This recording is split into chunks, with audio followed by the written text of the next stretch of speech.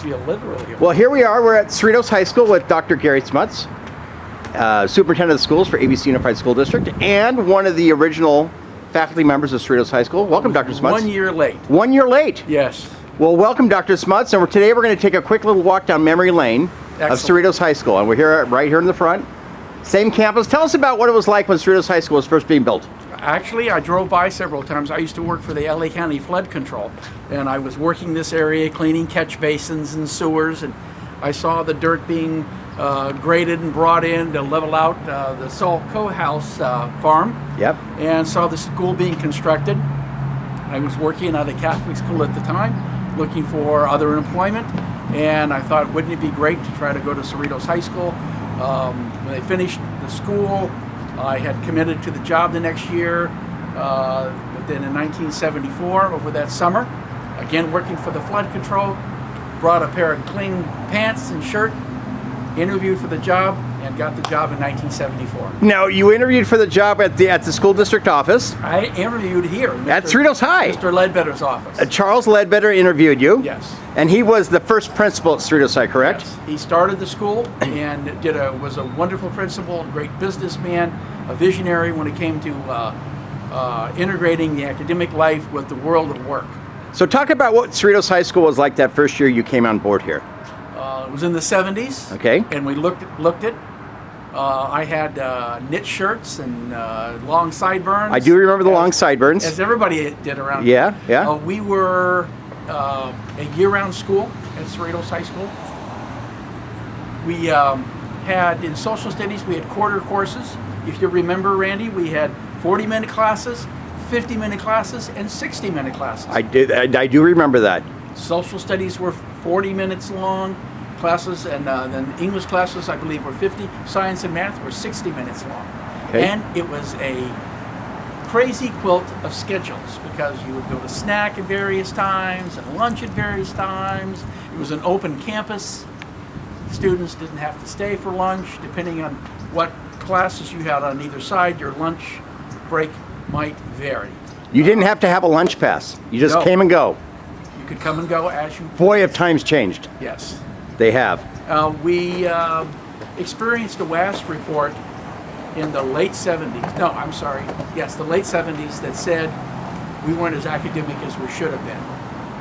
And for some of us, it really convicted us that we had to do a better job. And that's, I think, the beginning of the real shift toward the academic institution the school became. So let's take a look inside and give us a little walking tour. Okay.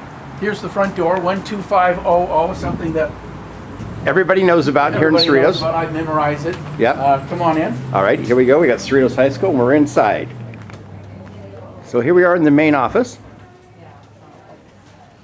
Hi. There's Janet. There's Mrs. Peterson, our principal.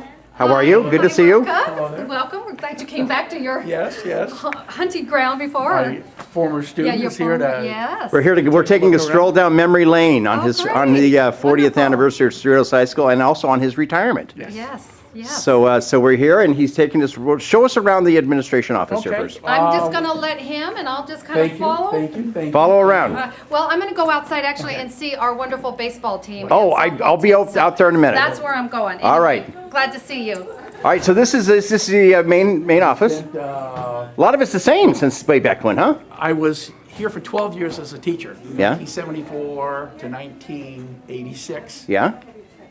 Then I left and went to Gar High School. Gar High School, all right. Our We won't hold it against you. rivals. Yeah. Then I came back in 1990 as the principal of Cerritos High School, and that was my office over there. It's now Okay. an assistant principal's office. All right. And so I spent a lot of time in there and in around here. As you can see, it's a very open facility.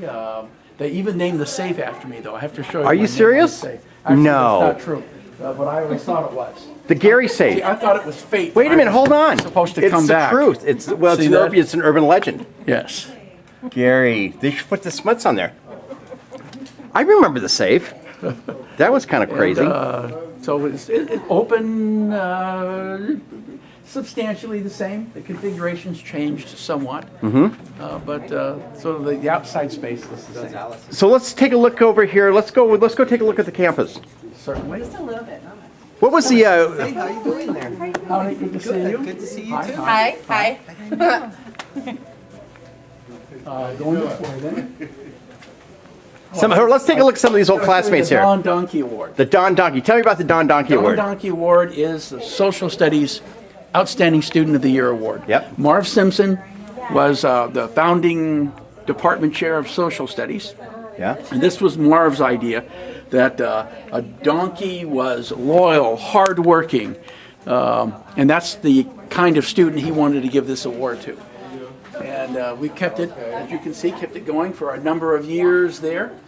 And students, all of these students I knew very well. Yeah, a lot of good memories here. A lot of very good memories. I became the department chair after Marv, and That's so right. some of these students would have been students that Boy, I was directly recognize a lot of involved those in. names. Yeah, exactly. Wow, Don Rogers. Yep. She was amazing. She was smart. Boy, talk about a smart cookie. Oh yeah, those are brilliant. students Unbelievable, up there. unbelievable. All right, and then you got the old ASB cabinet members here. Let me see. You got Here's all the way 1979 back with our here, guys aren't here. you, Yeah, Kim somewhere? Teskey. You know, I was in 78, and of course, it starts in 79, so of you course, go. it's got to be some type of conspiracy. Yeah, it's like a Soviet history book. We sort of blotted you out. Yeah, you blotted us out. And then here's the Wall of Fame here Yes, for yes. Cerritos High School, and you can see it's growing every year with old Yes. photos and memories I've of. got a couple of photos. I think there's. Now I think you've got some photos of you up here as a coach. Gee, I'm trying to Crowd- see a where cross-country some of those coach. are. I should have been in that. We were girls' league champs that year. I've got in both cross country. Here's the track league champs. Yeah. We were that year. Well, actually, 4 years in a row we were girls' league. That's champs. right. I don't know if I ever took a picture with the girls, but in 1976 we're boys' league champs, undefeated. It was a great team that year. That was a great team. That was a great. Do you remember some of the guys who were on that team? Oh gosh, Cliff Lewis, Cliff Lewis. Maury Delgado, Yep. Fred Humphrey, Oh yeah, Fred. Craig Roberts, Yep.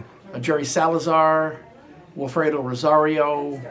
Great kids, great kids. Unbelievable. Now, do you keep in contact with any of them? You know, a few of them later, not necessarily with those students. I've seen Cliff Lewis on and off. Cliff used to work in this area for Southern California Edison. Okay. And he'd come by and say hello every once in a while. The Humphreys, Fred used to go home, and his family lives right over the block wall fence. So Fred used to go home, change his clothes, and jump over the block wall fence. Fred was a great high jumper, great hurdler, great triple jumper, and just a wonderful young man. His sister Karen Humphrey was part of the track team later on. That's right. She was in my class. And then Mike Humphrey later on. Yep. He was also part of the track team. Wonderful family, wonderful family. So who do you like? I hate to put you on the spot, but who do you think was the best athlete in the history of Cerritos High School? Oh gosh, that's pretty tough. You know who comes to mind though is Phil Wilson. Phil Wilson. I agree. He was a great football player. He started on the basketball team. He was a great baseball player. I think he went to Stanford in baseball. And football. And he played football there too, as backup quarterback. He picked up a golf club and was a scratch golfer. Phil could have come out for track and practically picked his event. He was such a great athlete. We also, that summer, we coached the 605 All-Star game. Phil was the backup quarterback because the head coach was from Bellflower, and he wanted his quarterback to be the starting quarterback. Phil was actually playing secondary for me. I was the secondary coach in that All-Star team that year. Phil was so talented, he became the first string quarterback. He beat out the quarterback of the head coach's own school, and he set an offensive record that year. Unbelievable. Yeah, Phil was a great athlete. Now, you know, here's a coincidence. Phil was he lived right across the street from me. Did he really? Yeah, he did. And I love him dearly, and I miss him. I haven't seen him in a couple of years, so I ran into lost track Debbie. of him too. Yeah, so I'm going to go ahead. We'll track him down. He would. We got to get him back for the 40th anniversary. That would be wonderful. That's good. Well, let's take a look outside in the quad. Cerritos High, it's changed a lot as far as a lot of it is the same exactly from the quad. Exactly. You know, I think good places, good people change and stay the same. Yes. And there are changes that are appropriate. A lot of the inside of campus is different than it used to be. We had a lot more grass that used to die because we had 2,000 kids on campus, Yep. all standing in the same place. That's right. And when it would rain, we'd have mud puddles all over the place. So when I was here with Norm Fujimoto, we started putting in a lot of our summer project was to do something every year at the school. So we pretty much changed the interior of the campus. It's a more park-like atmosphere. Kids aren't getting mud all over themselves after the first rain. Later on, they've come in and added the flower gardens here, the raised gardens, which keeps the place a lot neater. We've sort of made this, I don't think it was the center of attention when you were here and I was here as a teacher as it came to be. What we did was sort of develop a little bit of an amphitheater kind of feel. ASB bought the picnic tables, and as you can see, this comes out on rally days, and the focus of attention is right here. They've got great graphics there, hang banners up there. There's like a scrolling electronic logo up there. We've got electricity here, and we can put music up, at least we did at the time. So this becomes a great focus for the campus. Hello, sir. Hey, good to see you. Good to see you. Just doing a little walk down memory lane. Yeah, great. Yeah, I didn't know you were here. I was here for 20 years. 12 as a teacher and 8 as a principal. We're going to be having a welcome back Vienna event on Thursday, Sunday. Oh, that's California High School. Uh-huh. So if you're more than welcome, I know that come and join us. Thank you. Hello. I was wondering who that man was. I'm just doing a little walk around my life Memories, here. right? The Memories. That was the science building. Here's my social studies building. That's right. This is where you taught social studies. Yep.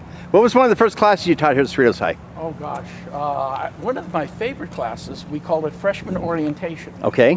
And I don't know if you remember that, but basically we had a 9-week course on orienting freshmen to the school. They don't do that anymore, do they? No, that course, right now the state says you teach world history, and so the 3-year social studies component is pretty much defined in state standards.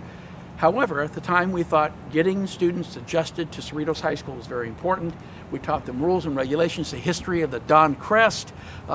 Every kid had to memorize the alma mater. Yep. And they all had to recite it, stand up and say it in class. And, all right, let me put you on the spot. Can you do the alma mater? the spirit of Cerritos High, her legends yet untold, we'll always sing her praises and wear the black and gold. Cerritos High, all hail to thee, our guardian, shield, and guide, and from the heart of California, sing of Cerritos High. Ladies and gentlemen, our next American Idol, Dr. Gary Smuts. You nailed it, man. High five up top, that's good. Unbelievable. All right, so let's go take a look and see your first classroom. Okay, it was E12. This is fun, man, this is great. Hey, remember all the lockers you used to have around here? Yeah, we had lockers. We had lockers, everything. We got rid of them and then brought them down. Yep. Oh, this echoes a great deal. Oh, look at this. They have hallways now. There were no hallways. This was all open space. Yeah. Which was not the best idea. Actually, it was not a good idea. Why? Now explain that to our viewers. Cerritos High School was one of the first campuses in America, I think, that didn't have any walls. There were in California, there were about 5 or 6 schools that were built with this open atmosphere, no walls. We're not putting walls up against students, to separate students, which means it was noisy all the time. I remember in that corner over there, I was teaching a world history quarter, and we had a final exam in world history. To my right, my fellow teacher, Butch Manzo, was showing the film I Will Fight No More Forever. And it was a brutal, bloody scene where Indians were shooting cavalry members through the throat and people were screaming and dying. And to my left, Rich Emmert was was showing a video on World War II where the Nazis were entering France. So I've got my freshmen trying to take a difficult test, and you've got cowboys and Indians on one side and Nazis marching into France on the other side. And it was really hard for them to pay attention.